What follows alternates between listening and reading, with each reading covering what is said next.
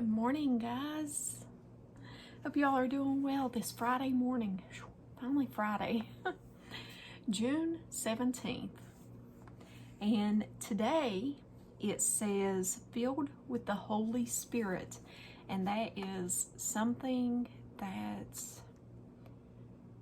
is, I think, very important.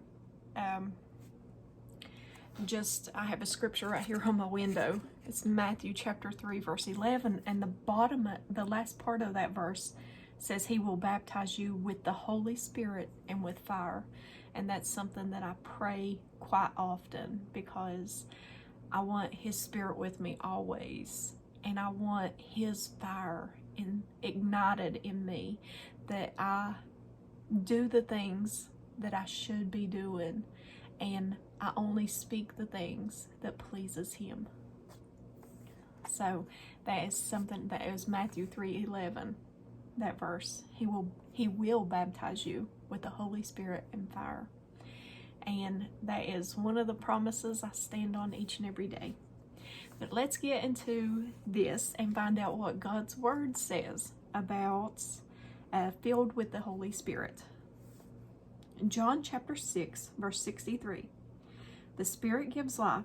The words I have spoken to you, they are full of the Spirit and life. John chapter 16 verse 13. When he, the Spirit of truth, has come, he will guide you into all truth, for he will not speak on his own authority, but whatever he hears he will speak, and he will tell you things to come. That's a good one. He will tell you things to come. Okay, John chapter 14, verse 26. The Helper, the Holy Spirit, whom the Father will send in my name, he will teach you all things and bring to your remembrance all things that I said to you. He will teach you all things, and he will bring things to your remembrance. That's a good one to remember too, for everyone who reads the Bible. And I know if you are like me, I used to say, well, I'm not even retaining this. I'm not even remembering this. You will. Right here. John 14:26. The Holy Spirit will bring these things to your remembrance. And that's true. Galatians chapter 5, verse 22 and 23. The Holy Spirit produces this kind of fruit in our lives: love, joy, peace, patience, kindness, goodness, faithfulness, gentleness, and self-control, which are the fruits of the Spirit. Remember, you got to have good fruit or bad fruit. We want to have the good fruit because the good fruit is of God, right? Anything that has bad fruit is cast into the fire. The Holy Spirit produces these fruits inside of you. Romans chapter 8, verse 26 and 27. The Holy Spirit helps us in our weakness. For example, we don't know what God wants us to pray for, but the Holy Spirit prays for us with groanings that cannot be expressed in words. And the Father, who knows all hearts, knows what the Spirit is saying, for the Spirit pleads for us believers in harmony with God's own will. The Holy Spirit, whenever you're praying and you're deep in prayer and you really don't know what to pray for, but then you just kind of groan. It says groanings that can't be expressed in words. That's the Holy Spirit taking control and praying for you. Okay, at the bottom it says, a friend of mine always says that you are always full, either of yourself or of the Holy Spirit. Too many of us want to use the Holy Spirit as a tool to complete a specific task, while we are actually the tool in the Spirit's hands. It is His Spirit that brings your heart and God's heart together. It is His Spirit that lays your prayer before the throne when you don't know what to pray. The Spirit is a healing, gentle breeze that blows over you. So be filled with the Holy Spirit. And I know some people say you have to talk in tongues to be saved or to go to heaven. The thing about tongues is, if you read scripture, it says that everyone who believes upon Christ gets the Holy Spirit. And it says that the gift of tongues is just that, a gift. It also, when it goes into detail about tongues, it says that when tongues are spoken, like in a church setting or in a group or whatever, that there must be an interpreter. I very rarely ever hear that. And the only other time tongues are used is direct prayer life between that person and God the Father. I haven't read any place, and I could be wrong, but I have not read any place where it says that you have to have, or you have to talk in tongues to be saved. And I know some people get concerned about that, but I haven't found it, and yet I haven't found it. And my parents are Pentecostal, so and they believe this, that you have to talk in tongues. Have I spoken in tongues? Yes, just very briefly, but I don't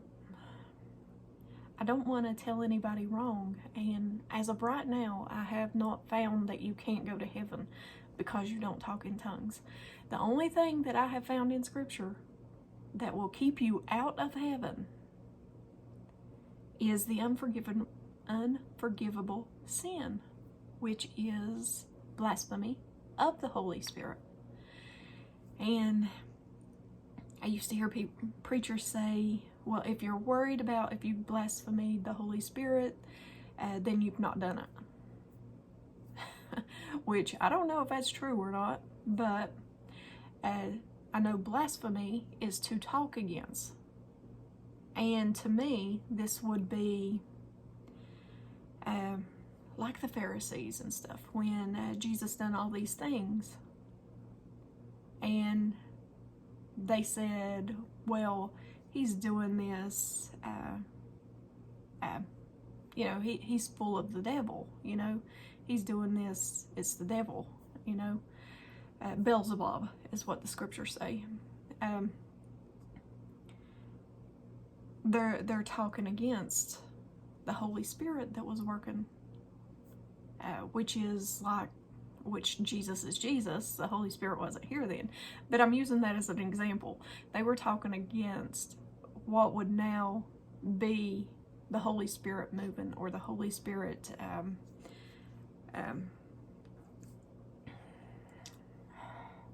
working miracles, healings, things like that. I've heard people say that prophecy and healings and all that is only for back in the disciples' time, and it was only for the disciples. I would be very, very, very careful saying that, because it says in the last days, He'll pour out His Spirit upon all flesh. Your sons and daughters shall prophesy. Your young men will see visions. Your old men will dream dreams, or something like that. It says in the last days. It doesn't say, my disciples will do this. So that right there in itself is prophesying. Be very careful, because that you do these things not in self. If I'm just using this as an example, if I had a dream and I said it and it come to pass, that is a prophecy. And then that wouldn't be through me. That would be through the Holy Spirit. So by saying that No one prophesies anymore or anything. That was just for that time. You are speaking against the Holy Spirit that's working in some of these people. Now, do I believe everybody that says that is telling the truth? No, I do not. That's why it says test the spirits. It says discern the good from the evil. So be very careful. Pray for these people who are getting on here and saying, God, give me a dream. And guys, I'm going to say it. Date setting is not something that we should be doing. Think about it. Think really hard about it. If you're following somebody who keeps date setting, we're told to watch, and that's fine. We see the signs happening. We know the end is going to happen soon. We know that God is going to come soon. Because we see the time we live in. But if I was to get on here and set a date, and it did not come to pass, Scripture says, do not follow that person no more. And date setting is against what Scripture says, because Scripture says no one knows the day or hour, the Father only. No angels in heaven, not even Jesus himself. Only God the Father. So you tell me, think about that really hard when a person gets on YouTube's the worst, and says, on this day, the Lord's coming back. Think about that. They're going totally against what Scripture says. It's important to read your Bible, guys. But I've done kept you all too long. It's been 12 minutes. I love you guys very, very much. And I get excited talking about the Holy Spirit because that's something I want more of. I want more of His Spirit inside of me, and I hope you do too. But as always, guys, give me a thumbs up or a thumbs down, like, share, and subscribe. And join me on the Disciple server.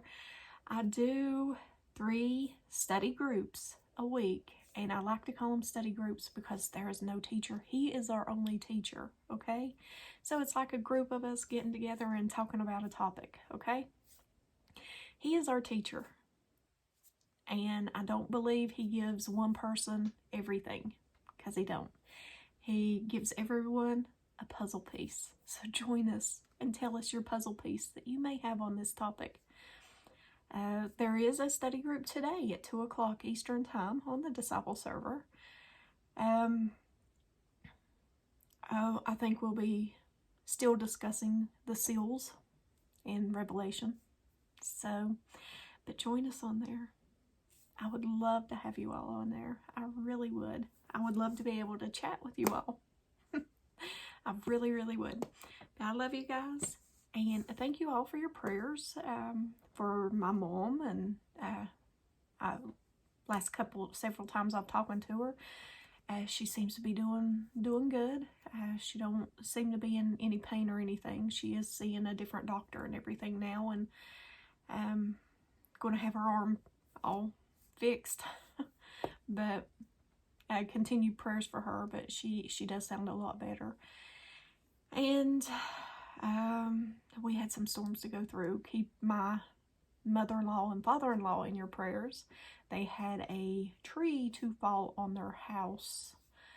So they need prayers. And thank you all for just all the prayers that you give me. You send up for me. God is mighty and always on time. I do gotta say that. But I love you guys. And if I don't see you in the next video, I hope to see you in heaven. I love you guys very much. Have a blessed day. Bye.